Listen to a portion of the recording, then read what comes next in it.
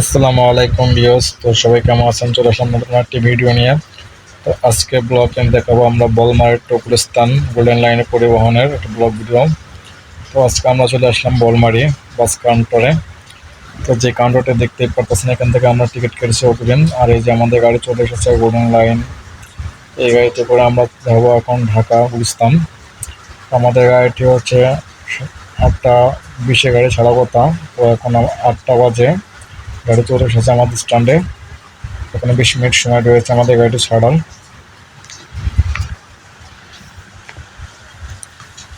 আর পিছনে দেখতেছেন আরও একটি গাড়ি এসেছে গোল্ডেন লাইন। এটা 8:10 ছাড়ার কথা। এটা যাবে আপনার বলমারি টু গাবতলী ঢাকা।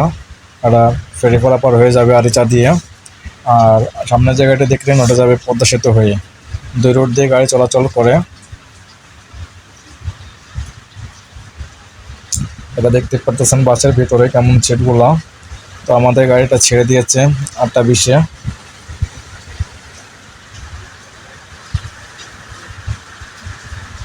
বন্ধুরা, আপনারা দেখতে পারতেছেন আমাদের গাড়ি চলতেছে বাট ভালোই।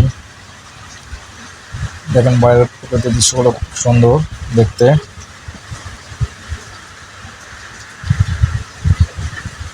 গ্রাম অঞ্চল আসলে দেখতে খুব সুন্দর। এটা হচ্ছে বাইকের কবরস্থান। আমাদের গাড়িটা চলে এসেছে গোপালগঞ্জ কাশিয়ানি। আমরা কাশিয়ানির ভিতর ঢুকে পড়ছি। এরপরে ভাটিয়াপাড়া হয়ে আমরা মকসুদপুর দিকে রয়ে যাব।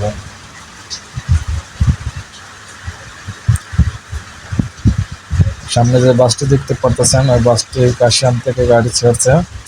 এটা যাবে আপনার খুলনা।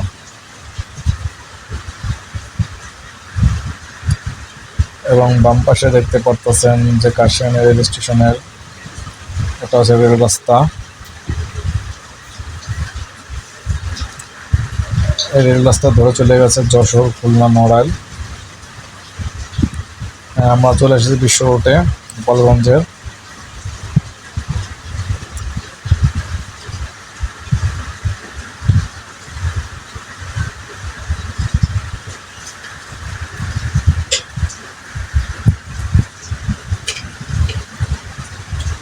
আজকে রাস্তাটা খুব ফাঁকা, বেশি কোনো গাড়ি ঘোড়া নেই। দেখতে পারতেছেন কতটা ফাঁকা সামনে।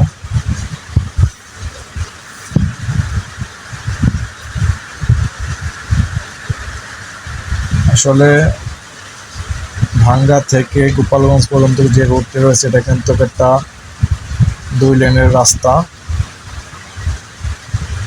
দেখতে পারতেছেন যে কত সুন্দর মাঠ।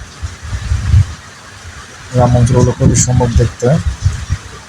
আমরা আমাদের গাড়িতে মকসুদপুর পার হচ্ছে এখন।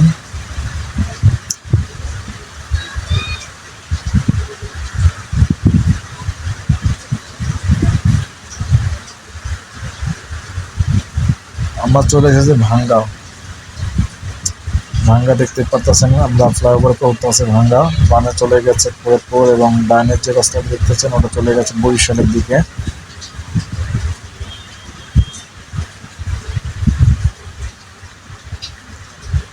আসলে গাড়ি কিন্তু ভালোই টানতেছে। গাড়ি সর্বোচ্চ আমাদের টান হচ্ছিল 90-তে। আসলে এই গাড়িগুলো কিন্তু 80-র উপরে ওঠে না, 80-90-এর উপরে কিন্তু গাড়ির টান ওঠে না, কারণ এটা 80-তেই লক করা গোল্ডেন লাইন গাড়িগুলা। যারা গোল্ডেন লাইনে যারা চলাচল করে তারা অবশ্যই জানেন গোল্ডেন লাইন পরিবহন কিন্তু সব লাইনে চলাচল করে।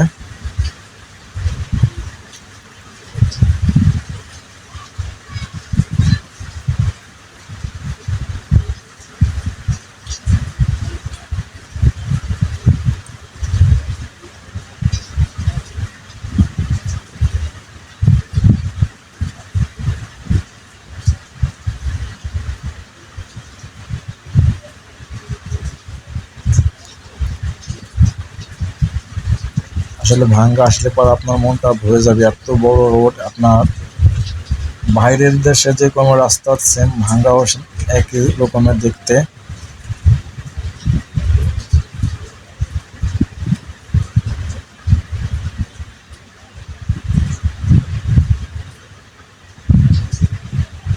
আসলে ঈদের সময় খুব চাপ ছিল, ঠিক আছে।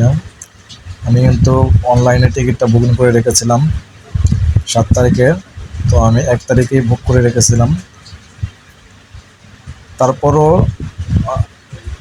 এরপরের যে 8 তারিখের যে সিটটা ছিল সে 1 টাকারও সিট পাইনি। এখানে 2টা সিট পেয়েছিলাম 6 তারিখ 7 তারিখের।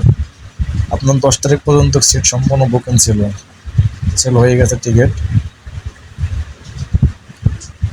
তো আমরা এখন সামনে পদ্মা সেতুতে উঠবো। দেখতে পাচ্ছেন আমরা পদ্মা সেতুর টোল প্লাজারে চলে এসেছে। এখন আমরা পদ্মা সেতুর টোল দিব, দিয়ে আমরা পদ্মা সেতুতে উঠবো এখন।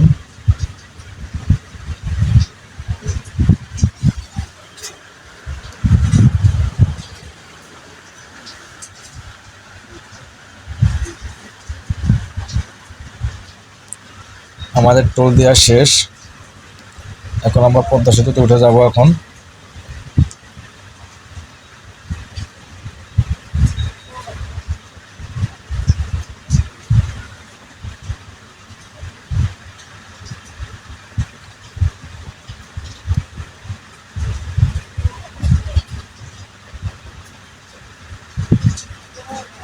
দেখতে পাচ্ছেন আমরা পদ্মা সেতুতে উঠতেছে এখন আমাদের গাড়িটা।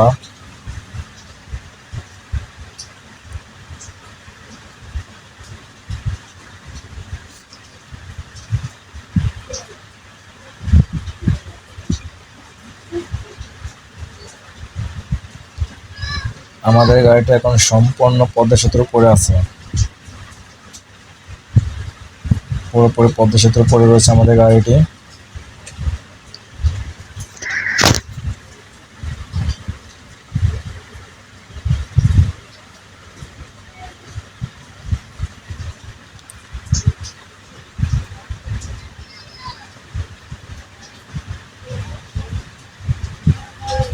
তো আপনারা দেখতে পারতেছেন যে সাইডে কতটা চর, নদীর মাঝখানে মাঝখানে অনেক চর হয়ে গেছে।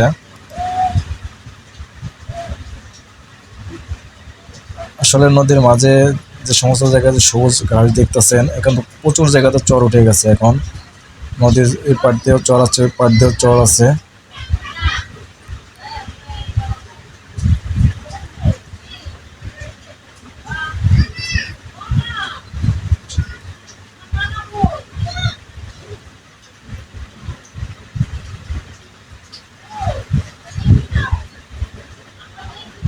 বন্ধুরা, আপনারা যারা নতুন আছেন, আমার ভিডিওগুলো যারা দেখতেছেন নতুন, তারা অবশ্যই আমার চ্যানেলটি সাবস্ক্রাইব করবেন এবং ভিডিওটি কেমন হচ্ছে অবশ্যই কমেন্ট লাইক করে জানিয়ে দিবেন।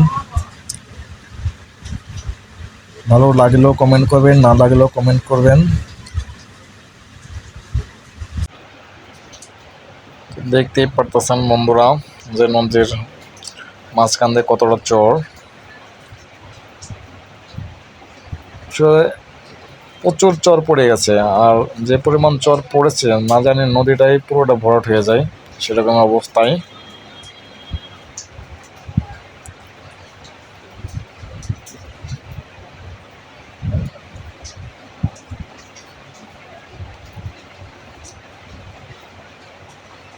তো দেখতে পারতেছেন এরপর এই পাশ দিয়ে কিন্তু সম্পূর্ণ ফাঁকা।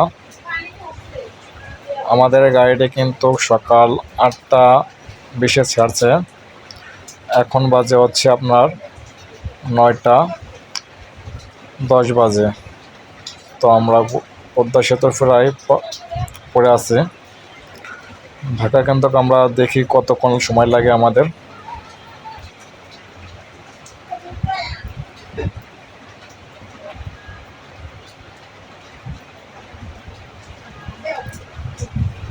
সর্বোচ্চ কিন্তু 80-তে আমাদের গাড়িটি টানছে, 80 কি 90, এর বেশি কিন্তু গাড়িটা আমাদের টানেনি।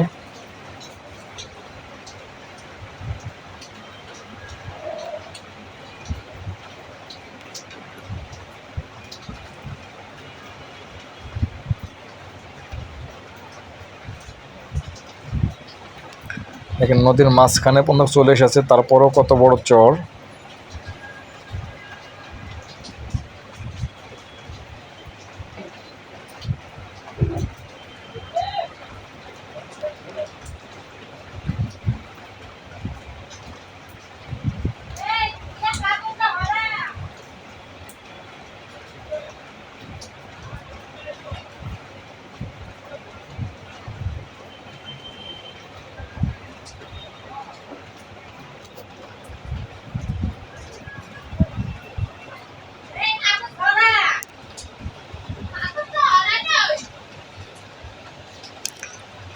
তো আমরা এখন পদ্মা সেতু পার হয়ে চলে আসছি অনেকটা দূরেই।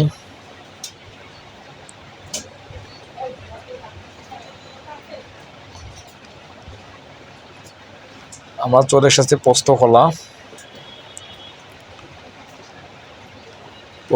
ব্রিজ পার হচ্ছে। তো এখন বাজে হচ্ছে আপনার 10টা 5।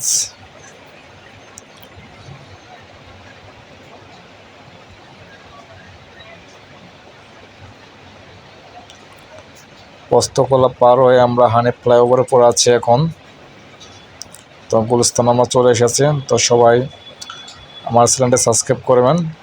আমাদের গন্তব্যস্থানে চলে এসেছে। সবাই ভালো থাকবেন, সুস্থ থাকবেন। খুদা হাফেজ।